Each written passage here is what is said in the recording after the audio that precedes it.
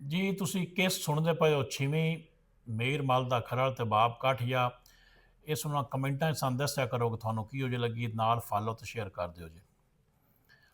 ਉਹ ਚਲਦੇ ਚਲਦੇ ਸਿਰ ਦੁਪਾ ਰਹਿਣ, ਜੂ ਤੱਕਿਆ ਤਾਂ ਕੱਕੀ ਦੇ ਰੁੱਖ ਆ ਗਏ।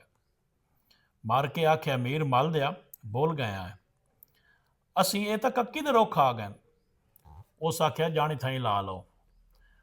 ਆਪਾ ਤੇ ਨਾਲ ਦਿਆਂ ਸਲਾਹ ਕੀਤੀ, ਬਈ ਇਹ ਤਾਂ ਹੈ ਜੰਮ ਕੜਮਾ, ਇਹ ਜਾਣ ਕੇ ਆਇਆ ਹੈ, ਹਰ ਸ਼ਹਿਰ ਸਤਰਾਣਿਓਂ ਲੜਾਈ ਹੁਣੇ ਪਾਉਣੀ ਹੈ।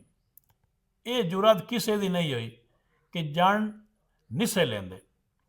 ਮਾਰ ਬਾਪ ਨੂੰ ਦੱਸ ਪਈਏ ਬਈ ਮੀਰ ਮਲ ਦੇ ਆ ਕੇ ਜਣ ਲਾ ਦਿੱਤਾ ਹੈ। ਮਾਰ ਬਾਪ ਨੌਕਰ ਨੂੰ ਹੁਕਮ ਦਿੱਤਾ, ਝੜ ਕੇ ਮੇਰੀ ਟਾਇਰ ਤੇ ਜਿਤਨਾ ਇਲਾਕਾ ਕਾਠੀਆਂ ਦਾ ਹੈ ਫਿਰ ਕੇ ਹੋਕਾ ਦੇ, ਪਰ ਮੀਰ ਮਲ ਦਾ ਮੇਰੀ ਅਮਾਨ ਵਿੱਚ ਹੈ। ਜਿਸ ਅੱਖ ਗਾਰੀ ਡਿੱਠੀ ਮਾਇਆ ਨਾ ਕਾਢ ਲਈਸ। ਇਹ 1000 ਟਬੋਰ ਹੈ, ਜਿਤਨੇ ਖੂਹਾਂ ਤੂੰ ਪਾਣੀ ਭਰੇ ਇਹਨਾਂ ਦੀ ਸਵਾਣੀਆਂ, ਸਿਵਾਏ ਗਾਦੀ ਵਾਲੇ ਤੂੰ ਕੋਈ ਬੰਦਾ ਉਹਦੇ ਨਾਵਣ ਨਾ ਜਾਵੇ। ਮੈਂ ਸਿਰ ਵੜ ਛੁੜੇ ਸਾਂ। ਡਾਚੀਆਂ ਮੱਝੀ ਗਾਈ ਤੇ ਇਹਨਾਂ ਦੇ ਫਲ ਛੁੱਟੇ ਬੱਤਣ, ਕਿਸੇ ਦੀ ਵਾਹੀ ਉਜੜੇ ਮੈਥੋਂ ਦਰ ਸਕਦਾ ਹੈ। ਮਤ ਕੋਈ ਫਲ ਨੂੰ ਵੱਟਾ ਵਗਾਵੇ। ਜੇ ਸਿੰਘ ਵੀ ਕਿਸੇ ਦਾ ਭੁਰ ਗਿਆ ਨਾ, ਇਹ ਲੀਕ ਸਾਡੀ ਪੀੜ੍ਹੀਆਂ ਦੇ ਮਗਰੋਂ ਨਹੀਂ ਲਾਣੀ, ਭਈ ਅਵਾਨ ਮਾਰ ਨੂੰ ਮਾਰ ਲਿਓ ਨੇ। ਮੀਰ ਮਲ ਦਾ ਬਹਿ ਗਿਆ।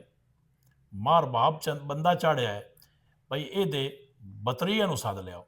ਬਾਕੀ ਇਨਸ਼ਾਅੱਲਾ ਅਗਲੀ ਕਿਸ਼ਤ ਤੇ ਤੁਸੀਂ ਸੁਣ ਸੋ। ਸ਼ੁਕਰੀਆ ਜੀ।